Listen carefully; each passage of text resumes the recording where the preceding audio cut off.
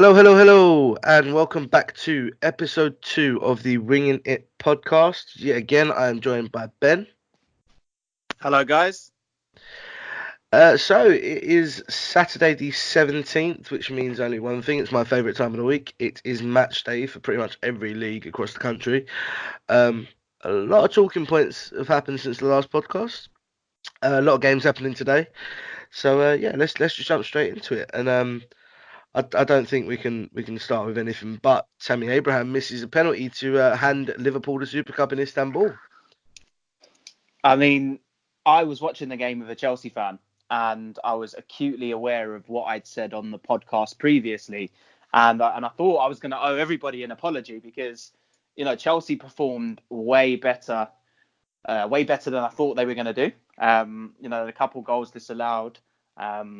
Kepa made an absolute worldie of a double save to keep them in the tie.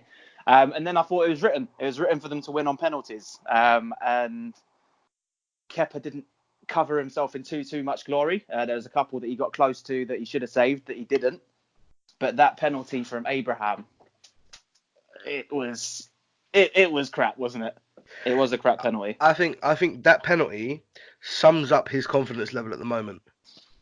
It is literally on the floor because even against United, he had a couple of bright spells, a couple of shots, one hit the one hit the post and the crossbar, whatever.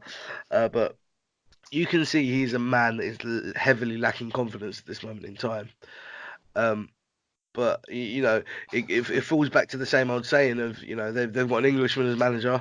England don't do too well with penalty shootouts, so You're right. You're right. Anyone can miss a penalty.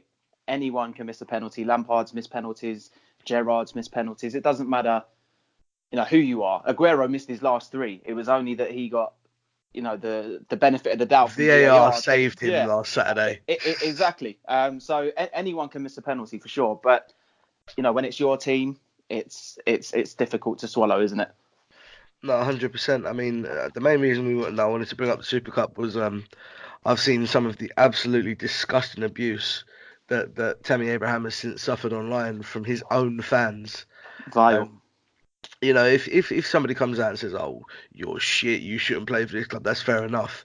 But the fact that their fans have been going onto Twitter and Instagram and the social media channels and racially abusing him after he missed a penalty is just ridiculous, and it just seems to be a more consistent thing nowadays, and somebody needs to step in and do something. What can they do? Because this has been prominent in football ever since I've started watching it. I think there's initiatives and awareness is being raised, and it's happening less and less. But we're also in a world of social media now where you've got direct access to players. You can vent and it can be picked up really quickly. It can snowball. So when it is happening, we're hearing about it more. It's becoming a bigger deal than it used to be. And when I say bigger deal, I don't mean it shouldn't be a big deal. If you're going to assassinate somebody, for their heritage, for their beliefs, for their religion, etc., you need to be punished. But I just don't think the governing bodies are taking it as seriously as it needs to be taken. What are the punishments that are being handed out? I think for me, the governing bodies are doing everything within their power to try and stop it, but I mean they work quite closely with Kick It Out. They have respect campaigns going on throughout the season. But it falls down to the people that actually run these social media avenues. So you look at people like Twitter, Instagram, Facebook. Kick it out, and the governing bodies need to liaise directly with them and just show them the evidence and say, look, this is a list of what people are saying to these people. Like you need to step in and do something. If it's a case of they even if it has to fire people to go through their site and find the people that are being racist and ban them or refer it to Metropolitan Police, then so be it. But something needs to be done before the the um the threats over social media become more than just threats, and something ends up happening to a player from something that has generated on social media. I agree with you. And when you think about something happening to a player, it doesn't necessarily even need to be, from another source. Players deal with, difficult situations every day. They're people, they're human beings just like us. And because they're in the public eye, does that mean that, we are allowed to take shots at them, to swipe at them, to criticize them? No, we're not. And some people can deal with it, some people can't. And we may very quickly get to a point where a player does something to themselves because they can't cope with the abuse that they're getting. I just think you're absolutely right. The social media platforms need to take their responsibility seriously. I think there's a lot more that they could do to regulate what's posted through their platforms. But I also think that some of the initiatives aren't enough. When people fall foul of racism or kind of socially aggravated behaviours, they need to be punished significantly, because a fine of £25,000, £30,000, £100,000, £2 million, it's not going to affect certain clubs. And I think the only way you can start really tackling it is expulsion from competitions. That's the only thing I can see that's going to stop it. Yeah, absolutely. I mean, I listened to an interesting piece on Talksport a few weeks ago, and it was along the lines of fines don't deter the problem, because every Premier League club probably turns over £2 million in the first couple of months of the season. The only way to deal with it and make sure that it is dealt with is to issue points deductions. Sure. And going by recent history, Chelsea will probably finish bottom of the league, but it's gonna force them to wake up and realise what is going on within their club. We had the incident last season where a Chelsea fan was racially abusing Raheem Sterling. I saw. And I think that was only dealt with a couple of weeks ago, where Chelsea issued a lifetime ban. It's difficult. It's difficult because it's isolated, which you would think would make it easier to deal with. But sometimes the avenues that you need to go through, the protocols that need to follow, the red tape, the bureaucracy, I suppose it just delays the inevitable, and it needs to happen. Everybody knew that the fan that was racially abusing Raheem Sterling was going to get a lifetime ban. He was going to get in trouble. Social media found him within a few hours.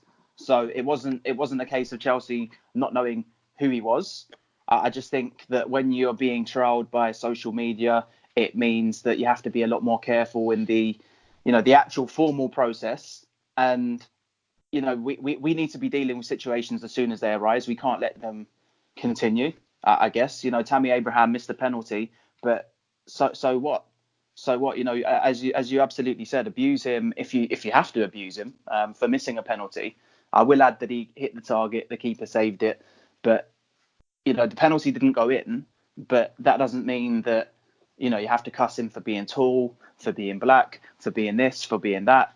It's a personal attack by narrow-minded people, but it gathers momentum really, really quickly. And people like it, people share it, people retweet it, and then it feels like it's just sustained abuse. And I'm not quite sure that it is, but at the same time, once is enough. It shouldn't be happening once, and there are things that people can do that they're not doing to really cut it out, stamp it out. Yeah, no, absolutely. And the thing for me is that you know Tammy Abraham made his first start for Chelsea since 2016 against Manchester United. Now, it should be a happy time for him, a joyous occasion for him, for his family, coming back to Chelsea after, going out, learning his craft. But, he's now faced with this issue where he's in his mind, he's going to be worried, is this going to continue while I'm at Chelsea? Do I need to go somewhere else for this to not happen? Because it's well documented and well known that I would say it's a bit unfair to say it. It's a bit biased, but the lion's share of racial abuse does come from Chelsea. And if you look over the last 5 years, the lion's share of occasions where people have had to get involved over racist abuse has actually come from Chelsea or at a Chelsea game. So it's very difficult for Tammy Abraham, and he has always suffered with a bit of a lack of confidence.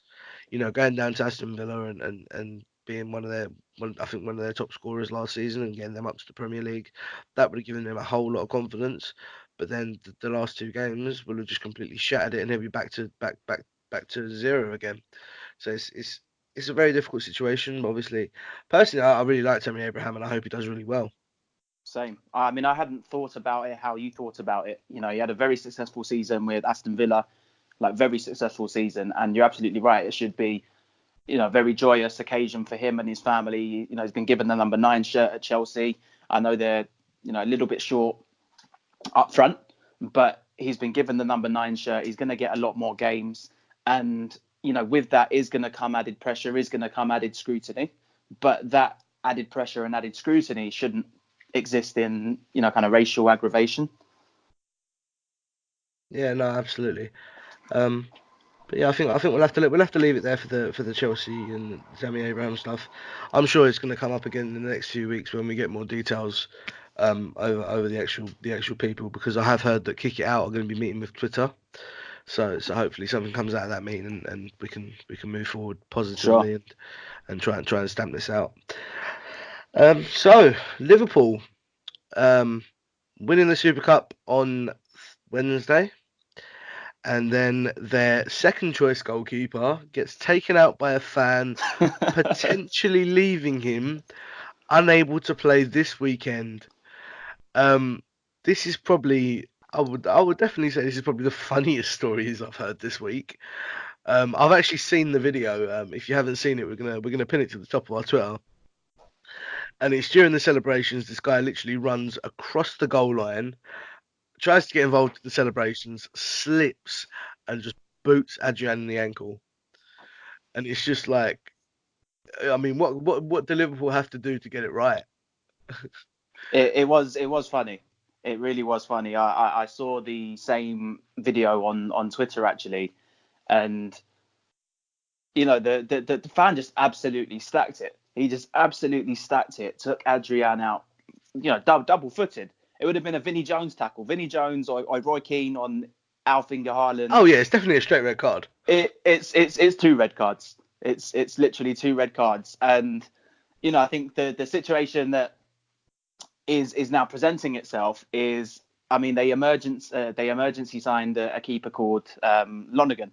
Lonnegan, who was at Rochdale last year, and I think he was on loan at Rochdale and didn't really get many games at Rochdale last season. He got next to no games at Rochdale, and now he's found himself potentially playing for Liverpool today away at Southampton.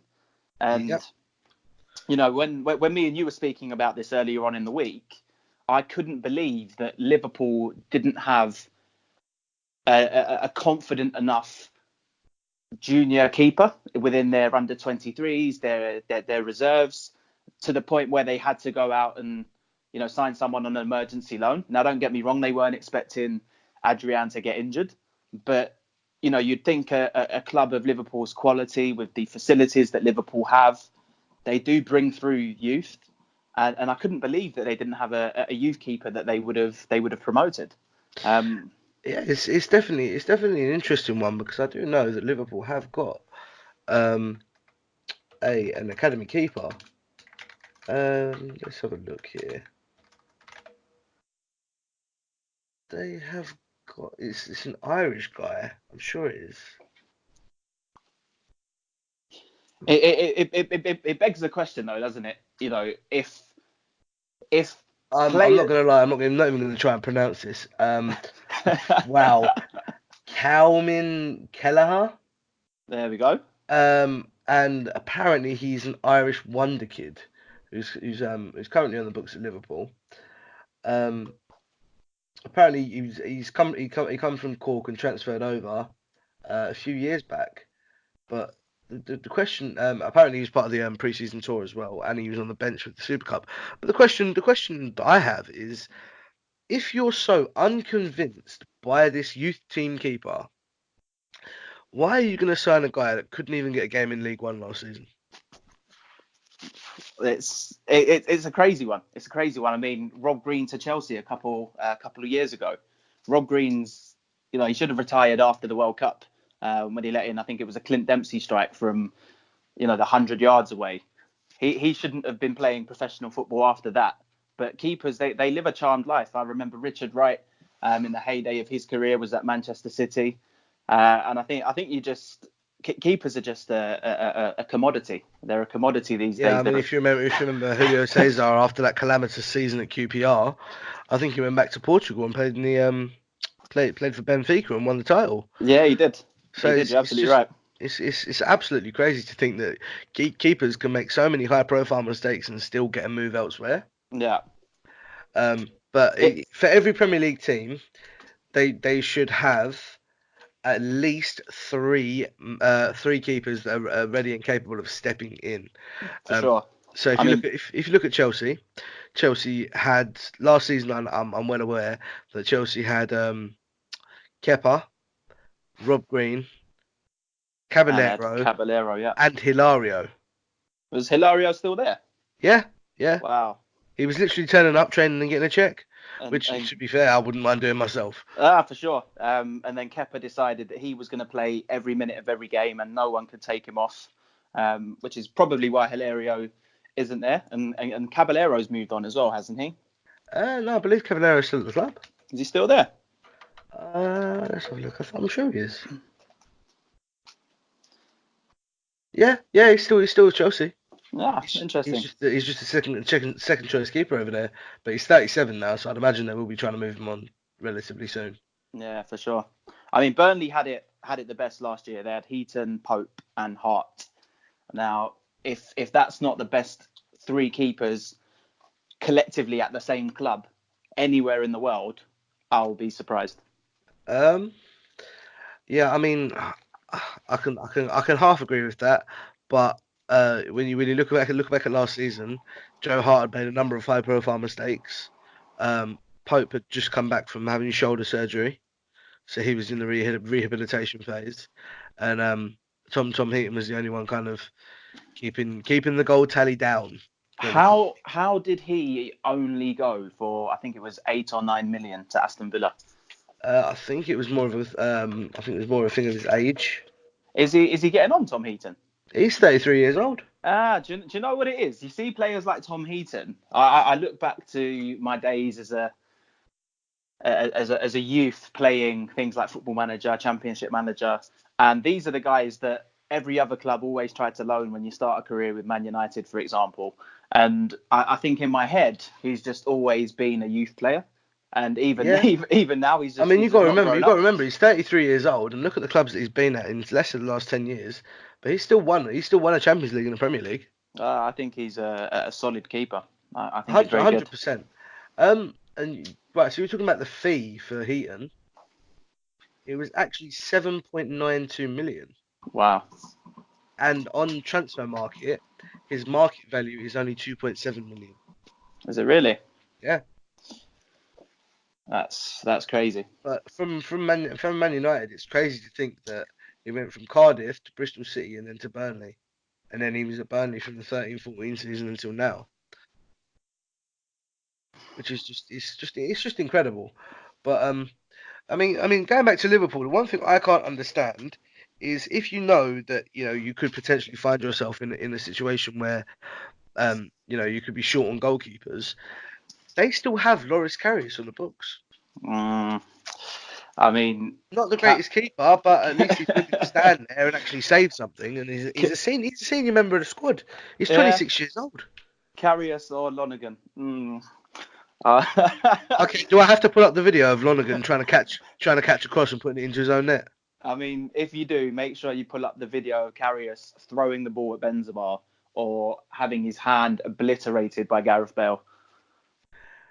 To be fair, yeah, Loris kind of did. Yeah, I mean, Loris Karius did kind of get abused by Bale in that game. Yeah, that was crazy. I don't think I'm ever going to see a better bicycle kick than that. It's just that was amazing. He got on it as well. Amazing, the event, the magnitude of the event. It was an amazing goal. It was an amazing goal. And just briefly to touch on Gareth Bale before we go back to Liverpool, Zinedine Zidane. Zinedine Zidane Absolute is. U-turn, 3-point turn. He's done a 3-point turn. What do you think's happened, Ben? I think, personally, for me, excuse the anecdote, but it just feels like Florentino Perez has, sat Bale down and just spanked him. He sat Bale and Zidane down and said, "Look, Bale, you're not going anywhere. You're going to play. Zidane, you're going to play him. Otherwise, we're going to have big problems." Because you've got to remember that Gareth Bale is being paid something in the region of £600,000 a week. Yeah, There's only so exactly. long That's the club's exactly what going to he's pay been him. paid. But they're like, hold on, this guy's not playing. He's coming in a couple of times a week in training. Why are we paying such an extortionate amount of money to him? But I can see from a squad point of view, I understand why that Bale's been brought back into the fold because they've lost Asensio to a cruciate ligament injury. Whole season. So that's going to be the whole season. £150 million signing Eden Hazard is going to be out for at least 3 to 4 weeks with a thigh injury. He's also overweight as well. And also Ferland Mendy, their summer signing from Lyon, is currently struggling with a calf injury. So that's 3 left-sided players that you've essentially lost. So I think if you keep Bale fit, Bale's a very handy player. He's still very good. He's still world class. Is he worth 600k a year? Sorry, a week? No, but then I don't think anybody is. Personally, if you keep him fit, he is worth that. If you keep him fit and he starts every week and he puts a shift in, then he's worth that and more. I agree to an extent. I think there's only 2 players in the world that could command a salary anywhere near that, and they do get a lot more than that. But I think Bale is going to be a key player for Madrid. You look at the players that they've lost to injury. You look at the players that they've signed who aren't available. They've still never replaced Ronaldo. And I think the easiest way for me to measure the confidence levels in Real Madrid is, when I go online and I play FIFA, it was always Real Madrid or Juventus, the other 2 teams. Whoever I was playing against, it was Real Madrid or Juventus. And I haven't seen Real Madrid in FIFA since Ronaldo left. I've not seen them at all. Nobody wants to be them. And I fear for them this season. I think they will always finish in the top 4 in their country, just because I don't think it's the strongest league. To be fair, given last night's result, I'm not too concerned about Real Madrid right now. Barcelona slipped to a 1-0 defeat against Athletic Bilbao. Yeah, I saw. Where 38-year-old Dier has come on and scored a scissor kick with his first touch. So I didn't see the goal, but I read about it this morning. It was definitely up there. Definitely up there. For someone that said he was going to retire last season, to start the season and score a scissor kick with his first touch of the season is just it's what dreams are made of. But Barcelona are in quite a predicament at the moment because they've lost Griezmann. They've lost Suarez to injury in that game. He pulled up in the first half. Messi's still working his way back from injury. So essentially, in the forward areas, they've really the only 2 players they've really got now are Griezmann and Dembele. Coutinho seems to be on his way to Bayern Munich.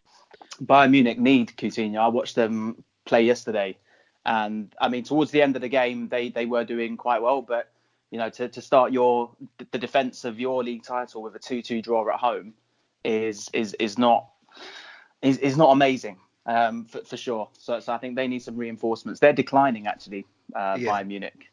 Yeah, absolutely. I mean, for me, you've seen the decline over the last 2 and 3 years. And Borussia Dortmund were architects of their own downfall last season. I felt that they could go and win the league title with the players that they had, with the likes of Marco Reus, Jadon Sancho, and Paco Alcácer up front. They had a comfortable lead as well. They had a comfortable lead, and injuries hit them, and squad depth wasn't what it should be, and then they kind of slipped off. But I feel that this season, they've recruited quite well. They've brought back Mats Hummels from Bayern Munich, which is going to be a massive addition to their back line. So I think I mean for me personally, Borussia Dortmund is my team in Germany. If I had to say, this is the team I support, I would always choose Borussia Dortmund. mainly because of Marco Reus, because I think he's just such a talented player, and his career has been hit so badly by injuries. Yeah, I'd agree with that. I'd But agree with yeah, that. And Dortmund, they're almost like the Atletico Madrid. They get good players, they build them up, they let them go, and then they always pull out another good player from somewhere. I remember when they lost Aubameyang, they had Blazikowski. As you said, they had Royce. I think at the time they had Kagawa, and they start losing players, but they always pull out another good player. yeah. So the one thing that I think we have to kind of mention is this is the third game in a row where Liverpool have had pitch invasions. So obviously they had one against Manchester City in the Community Shield. They then followed that up with another one against Norwich in the Premier League, and obviously they had one on Wednesday, which led to the injury to Adrian. Yeah, So it's a very difficult situation to be in, but I feel that Liverpool need to take action now before somebody does get seriously hurt. Um, and listening to Jurgen Klopp's pre-match press conference, he come across as extremely arrogant in saying that we're going to sit down with UEFA and see what UEFA can do to stop this. Now, it's not UEFA's responsibility, although they do have to take some responsibility because it is their event. yeah. But at the end of the day, if you're there supporting your club and you take part in a pitch invasion, then it should be down to the club to discipline them. There are plenty of cameras at the event, so there's no reason why your face can't be picked up and matched against CCTV coming in and out of Anfield on a match day. And for me, Liverpool just needs to be handing out lifetime bans to those who do pitch invade because See, I'm on the other side of the fence slightly because I don't want to be a hypocrite. I'm a Charlton fan. I know, and it's. I know. And I was at the playoff final. I mean, I was in Club Wembley, so I definitely wasn't able to pitch invade. But I think Wembley's a pretty, or usually a pretty secure venue. But if I look at the playoff semi-final against Doncaster, where we won on penalties, I did pitch invade. I did pitch invade. I went on the pitch with my son, and he really loved it. I loved it. It was a momentous occasion. Everybody was happy, and it's difficult for me to say that people should be penalised for doing it because I done it. But at the same time, if players are coming to harm, then absolutely it's something that needs to be stopped. And I know it's Liverpool, so they won't want to hear this, but I think one of the best clubs at preventing pitch invasions are Everton. I think if you look at Well, that's because they around haven't got any fans. Everton have got very, very passionate fans. They might not have high numbers, but what they do at Well, about 83 minutes, you just see an absolute swarm, an army of stewards just walking around every part of the pitch, and they almost hold hands around the perimeter. And you just wouldn't be able to get on the pitch. You wouldn't be able to get on the pitch. So I think you're absolutely right in as much as clubs need to take a little bit of responsibility or a bit more responsibility to ensure that they do keep players safe and they keep the fans safe, the pitch safe. And you can't police, a football stadium when everybody's on the pitch, fans included. So it is the responsibility of the clubs as well. But I do sympathise with Jurgen Klopp a little bit. It is also the responsibility of the sanctioning body, whether that's UEFA, whether that's FIFA, the Premier League, to ensure that they are doing what they can to prevent it. But I sympathise with you, but can't wholeheartedly agree because I'm a pitch invader. no, of course. Look, at the end of the day, I'm as well as it sounds, I'm happy for you to disagree with me on the podcast because it's about opinions, and if we do have a different opinion, it's a good topic for discussion, and I can understand where you're coming from, but in the same sense, look at what happened to West Ham under David Moyes, where they were losing the game against Burnley, and a fan ran onto the pitch, stole the corner flag, and placed it in the centre Yeah, circle. sure. No, I remember that. Nearly squared up with Mark Noble. Yeah, yeah. Yeah, I mean, obviously that's a bit extreme. When I jumped on the pitch, it was in different circumstances. It was the end of the penalty shootout. But you're absolutely right. I mean, I remember a game where a fan ran onto the pitch and punched the goalkeeper. literally punched the goalkeeper. Well, do you not remember last season in the Midlands derby where Yeah, I do. Hey, a exactly that. fan Jack invaded the pitch Grealish. and punched Jack Grealish? I was just like, I was watching it. I was like, did that actually just happen? I mean, to be honest, of all the players that you would want to punch from Aston Villa, it would be Jack Grealish, but it doesn't. It doesn't make it any better. It Okay, doesn't make it any another better. different opinion. I actually quite like Jack Grealish, man. Come on, he's a good player. Do you know? If I respect. I Aston Villa have respect him. lost 19 games with him in the side. I respect him. I just think I'm old school. I think any player that wears shin pads that only take up a quarter of their shin, have their socks really low down, they have to be really really good. And I think he's a decent player, but I look at him and just see prima donna. No, I mean I was watching an interview with him, and apparently the shin pads he wears are age 5 to 7. Wow, Yeah, wow. it's crazy. It's crazy. But yeah, I know. I mean, there's plenty of stuff for Liverpool to do in terms of goalkeeping, and there's plenty of stuff that they need to do in terms of protecting their players and their fans. But we'll move on from that now. So next topic is gonna be Stephen Dawson of Bury versus the owner of Bury, Steve Dale.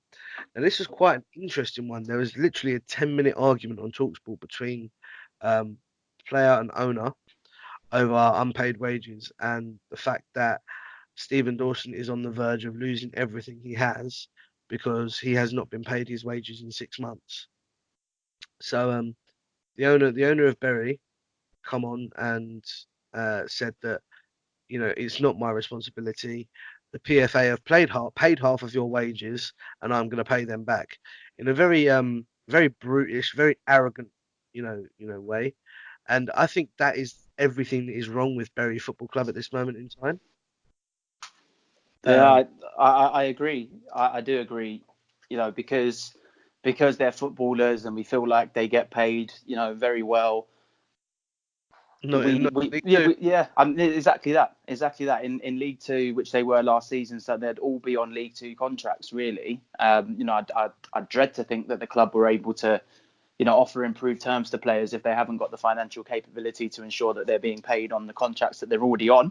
I mean, to be So fair, the way that the owner is going around, really wouldn't surprise you. it wouldn't.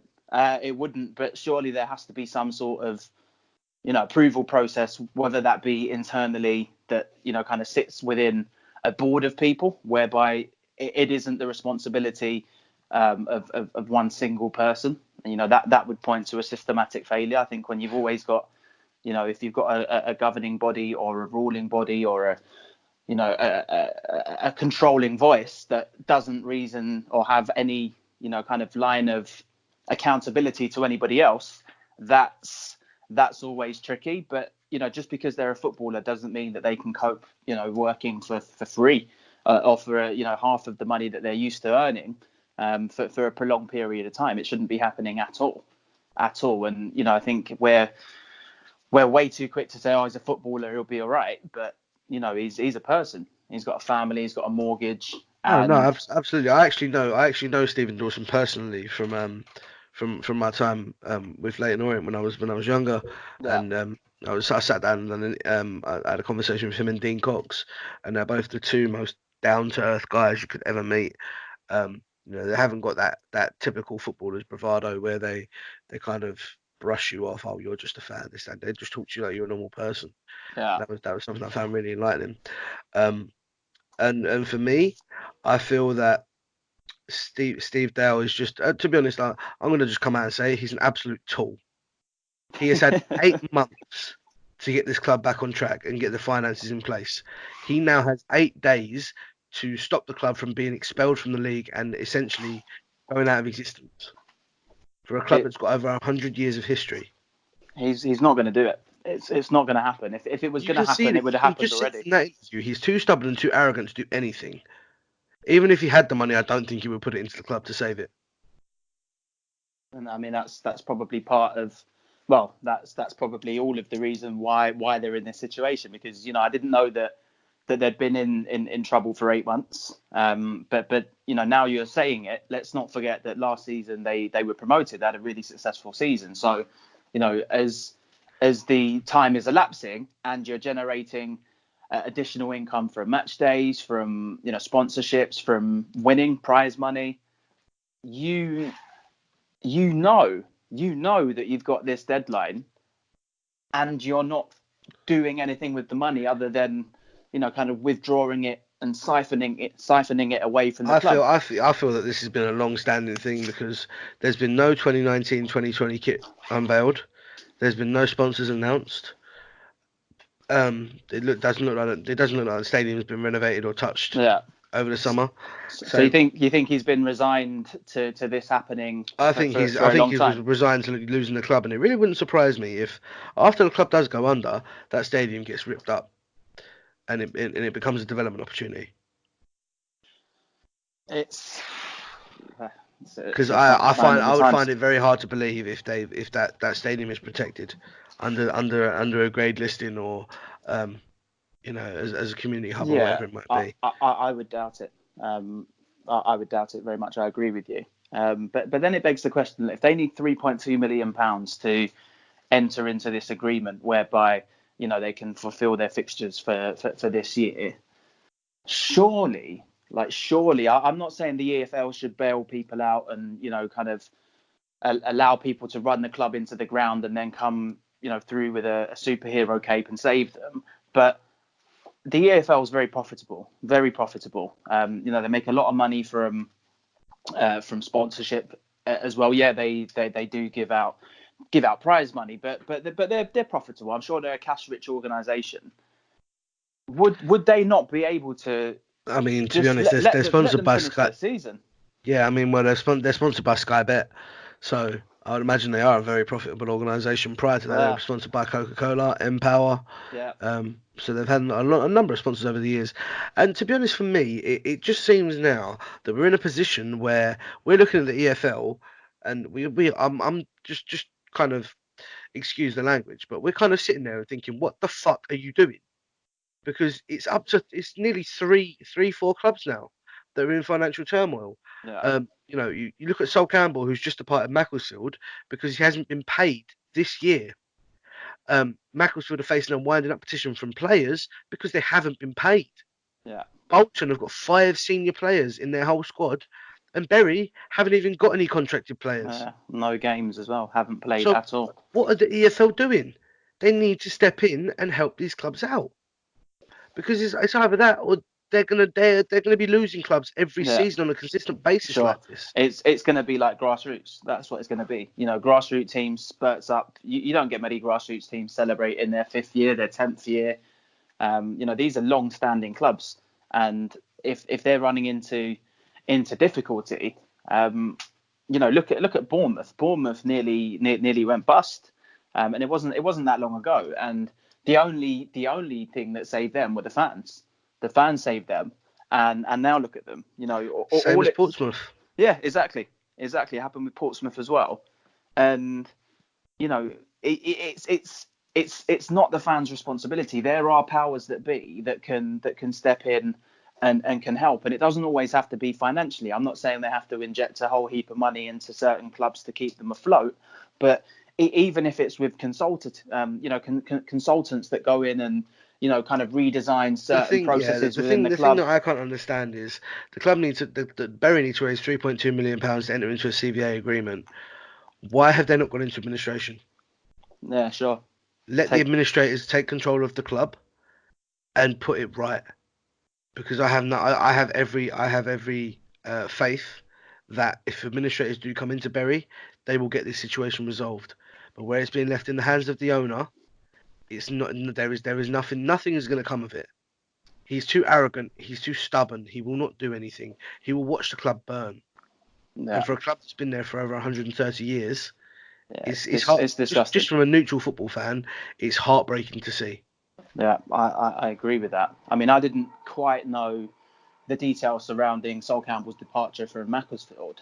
I will say that he done very well towards the back end of last season, and I think last game, correct me if I'm wrong, they turned over Orient, right? So yeah, it was 2-0. Yeah, I think it was 3-0, but I had no idea. And Sol Campbell, let's be honest, he's not backwards about coming forwards, right? So he's done a very good job of of managing that situation and keeping it internal, because I didn't know that. I definitely didn't know that the players weren't being paid, and they'd put in a petition to start a winding up order against the club. I had no idea. So whilst I don't necessarily agree with all of the things Sol Campbell does and says and thinks, I think on this occasion he's done an incredibly good job to keep that out of the public domain. Yeah, I think because I think Sal Campbell was put in a catch-22 situation because it's his first job in management. He doesn't want to be seen to be the person that leaves the club when they're in difficulty, but in the same sense, if he's gonna continue to manage and not be paid, then he might as well go and start a grassroots team and fund that. Because at the end of the day, he's there. It's a job. He comes in 6 days a week, 7 days a week to work. And if you're coming in 6, 7 days a week to work and you're not being paid, are you really going to continue to come in? No, Is it absolutely fair not. on you? No, for sure. Absolutely not. I just feel that yes, the clubs have got they found their own financial difficulties, but I just feel that the governing bodies and the leagues that they are attached to need to be stepping in. Yeah, I agree with you. I Um, agree with you. I agree with you. I mean, let's knock all of the negativity on their head for now. I think let's look at this weekend's fixtures, Ben. Have a look at okay. this weekend's fixtures. What's your fixture of the week? Well, I mean, the fixture of the week has to, you can't look past Man City Spurs. Um, quarter-finalists, semi-finalists of the Champions League last season. Yeah. Man City have strengthened in the club record signing of Rodri, who seems to be a direct replacement for Fernandinho when he does eventually start slowing down. But for the guy as old as he is, Fernandinho definitely gets about. You can still play him in the 10, in the centre midfield. Or you could even play him out wide if you had to. He's such a versatile player. Whereas you look at Spurs, Spurs are in a bit of trouble at the moment because obviously they're still without Son, who's still suspended. Yeah, I think this is his last game. Is this his last game? Yeah, I for believe suspension? I think this is his last game. Yeah. This will be the third game. They're also without Dele Alli. Yeah. Lo Celso could come on and make an impact, but that still remains to be seen. And obviously you've got the addition of Ndombele, who's He looks more good. than He looks good. yeah, he's more than likely going to partner Sissoko in the midfield. But I feel that Spurs are going to have a lot of problems this season on and off the field. Ericsson has to play, Ben. He has to play. Ericsson has to play, but He's got to Ericsson has start. to sign a deal. I understand that. I do understand that, but the only way you're going to get him to sign a deal is by playing him, because he's openly said, I would leave, I would go and play for this club or that club. So he's not going to respond positively by being left out, and he's such a key player for Tottenham, at least not with the absentees that you mentioned. He has to start. Tottenham were abysmal. They were just so blunt. They had no creativity against Aston Villa. He comes on. That was mainly down to Pochettino though, because he decided to play a diamond in midfield with Lamela at the tip of the diamond. I don't rate Lamela at all. Now, my brother's a Tottenham fan, and he thinks that Lamela's, it's always going to be Lamela's year. This will be the year that Lamela, fulfills his potential. It'll be this year, and it's always this year, but it's actually never this year. I think Paul Gascoigne is more likely to come back and win the Ballon d'Or than Lamela is to fulfil his potential. We've been saying this for how many years now? What year did he join Spurs? It must have been the same year. Do you know? I think he's been there for 4 seasons. It was the same year that Bale left, 2013. Yeah, 2013. There you go. 5 years he's been there. This is his 6th season. Six years he's been there, and right. So looking at the stats. So Eric Lamela has played 129 games for Tottenham Hotspur and scored 14 goals. Wow. He played 62 games for Roma and scored 19 goals. Different league. He was only with Roma for 2 years. Yeah. Regardless of whether it's a different league, you would expect him to match or better that tally. Oh, absolutely. Then over double that time. For sure. Absolutely. And he's got the attributes. He's quick. He's left-footed. Like he's got the attributes, but for whatever reason, it just never seems to click. I can probably give you the best explanation as to why it's never worked for Eric Lamela, Go on. and it's that the Premier League is too physical. If you look at his injury record since he joined the Premier League compared to where he was before, the league is too physical and too demanding for him. He cannot cope with the physical pressures. Um, somebody knocks him to the floor and he's out for 6 weeks. Like it's just ridiculous. It's absolutely ridiculous. And don't get me wrong, I've got a lot of time for Eric Lamela as a player. Um, I do like him as a player, but if the league is too tough, then you need to move on. Yeah, You for know, sure. the Premier League is not here as a stopgap for certain players. It's not here to kind of build players up and then let them move on. The Premier League is the best league in the world, and if you can't cut it at this level, move on. Yeah, I agree with that. But I yeah, agree with that. yeah. Okay, so I think we'll wrap up the podcast with our weekend predictions. So we're gonna go for first game of the day, 12:30, Arsenal Burnley. I can't see past Arsenal, and that hurts me to say it. My father's a Burnley fan. My friends are Arsenal fans, and it's an Arsenal win. It's a home win. Okay. Well, I mean, I'll give you an interesting stat before you make your final decision. Sean Dyche has never beaten Arsenal Oh, there you go. in his managerial career.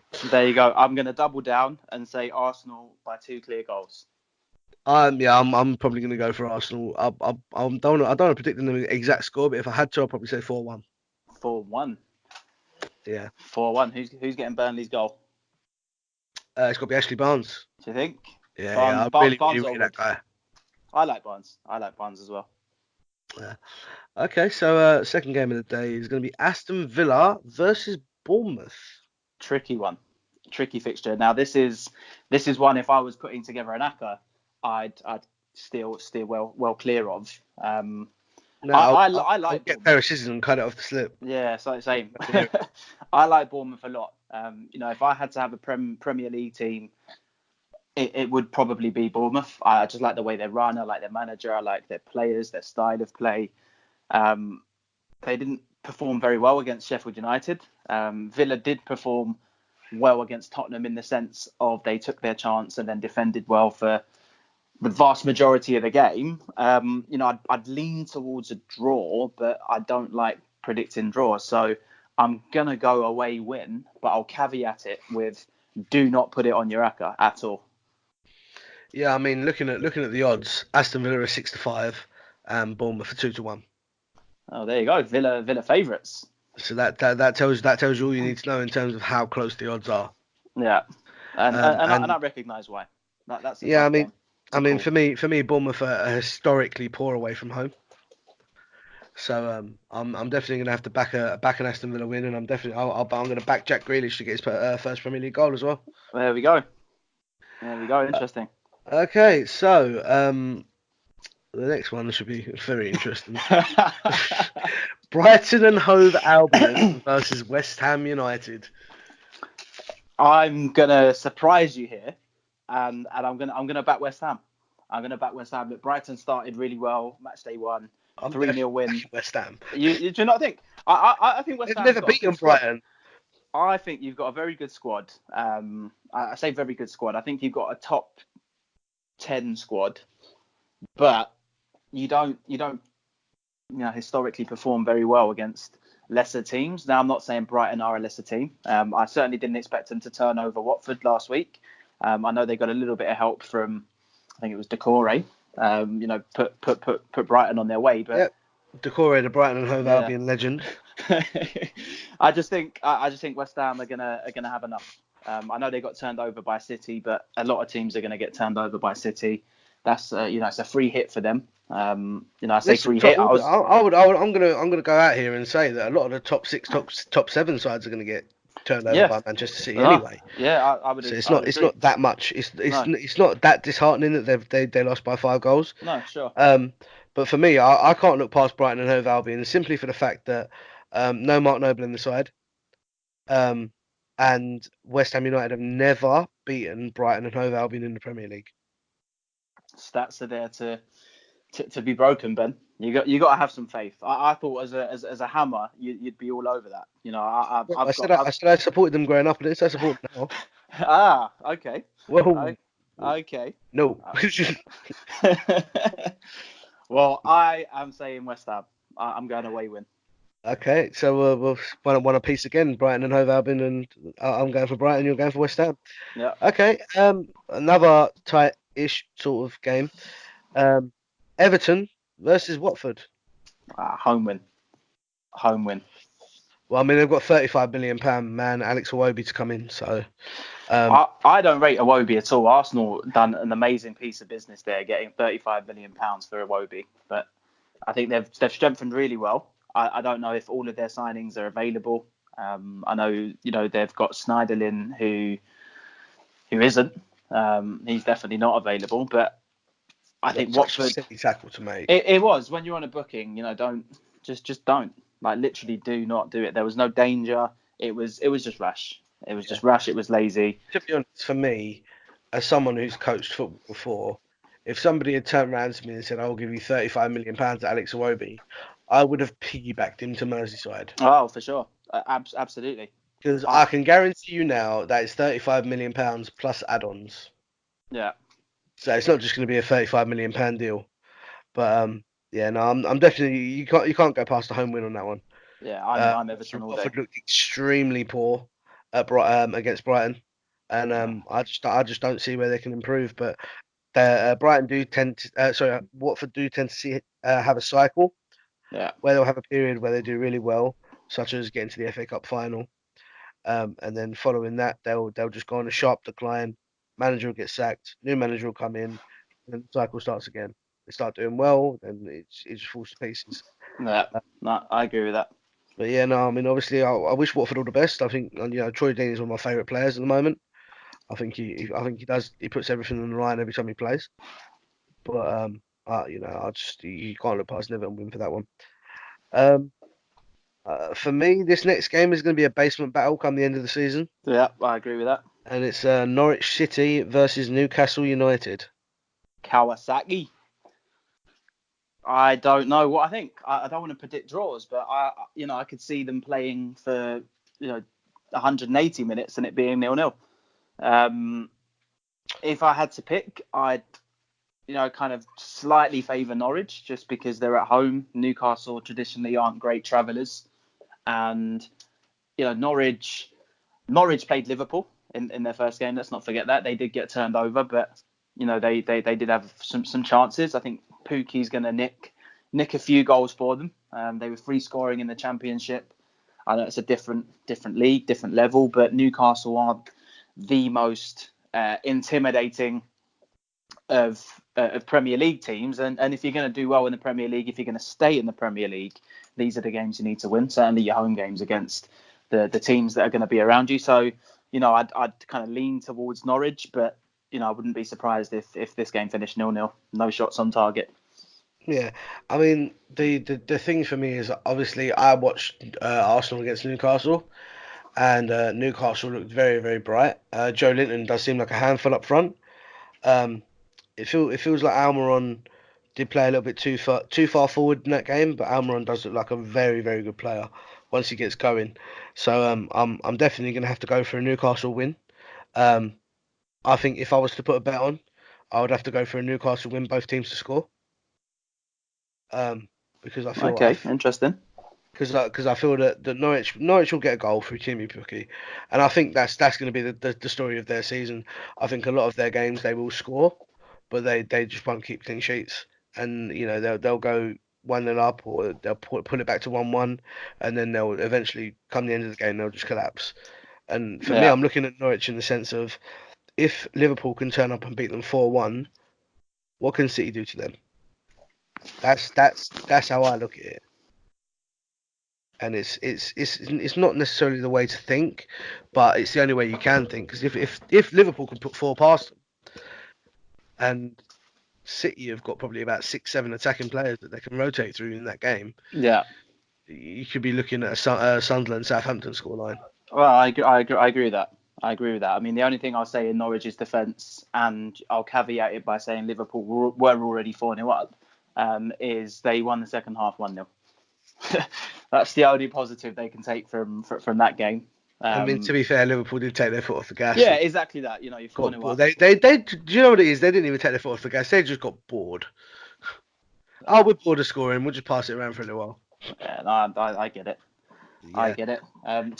Two games to go, and I mean they're both.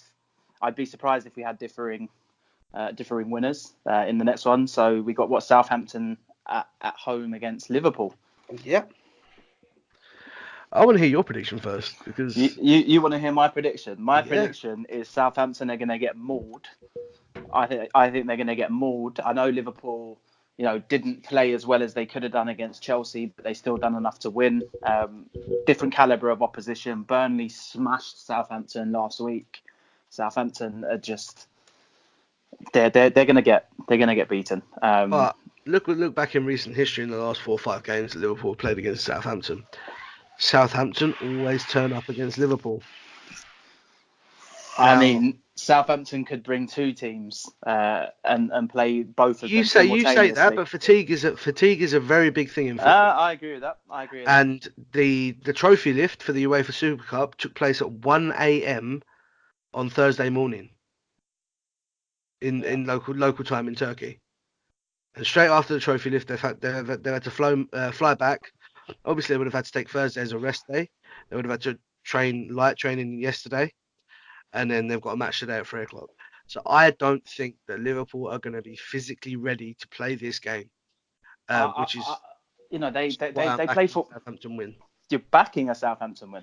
I'm backing a Southampton win at 5-1. Oh my God, Ben! I wish you the best of luck, the absolute best of luck. Nothing would bring me as much joy as a Southampton win. At least not now. I know that you're going to get a little bit of change out of it. But I just can't see it. I just can't see how Liverpool are not going to smash Southampton to pieces. Yeah. Okay, well, let's go on to the last game. And to be honest, if we've got different opinions on this one, I'll be shocked. It depends who you're asking. If you're asking Ben the football man, or if you're asking Ben the individual, I'm asking Ben the statistician, not Ben the optimist. All right, so I mean, Man City are going to obliterate Tottenham as well. So I think I'm looking at 4, 5, 6 goals in this game. Especially if Vertonghen doesn't play. Why didn't Vertonghen play against Villa? Why was he left out? What I've heard, there's been a disagreement with the manager. Fair enough. Yeah. As far as I'm aware, he's fully fit. But the manager just didn't select him. It's a weird one because Tottenham give games to people like Warren Foyth. I know he didn't play against Villa, but he's the poorest excuse for centre back. He is. If you've got Alderweireld, Vertonghen, Sanchez, how do you give games to anyone other than that? I'd rather play Harry Winks centre back. Yeah, I like Winks. I think he's I love it. Yeah, I think he's an effective player. Field. Yeah, I could see him. Do you know what? I'll go as far as to infuriate every West Ham fan I ever known.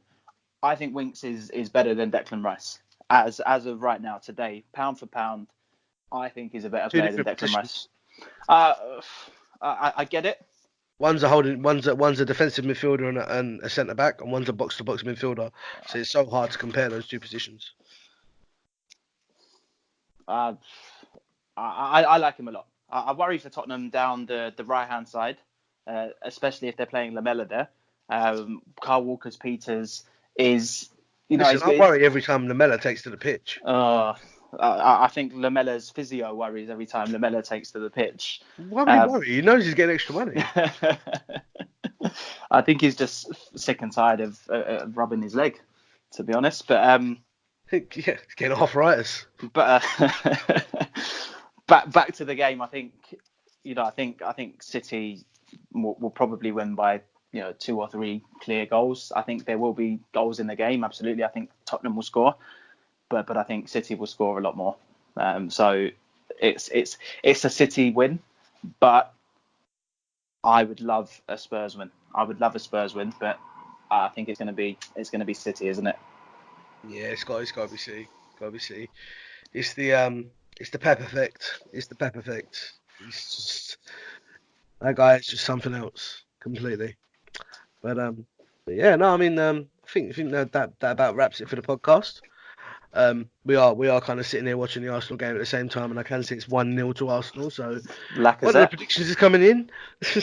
There we go, Laka. I yeah, I think that's a banker, isn't it? Arsenal to beat Burnley. Yeah, no, I'd have to say so. Yeah, but yeah, no, I mean, if you made it to this part of the podcast, thank you very much for listening. Make sure to check out our social links down below. If you're watching on YouTube, it will be in the description. If you're on Spotify, it will be in the album details. But yeah, thanks for listening, and we'll catch you in the next one. Take care.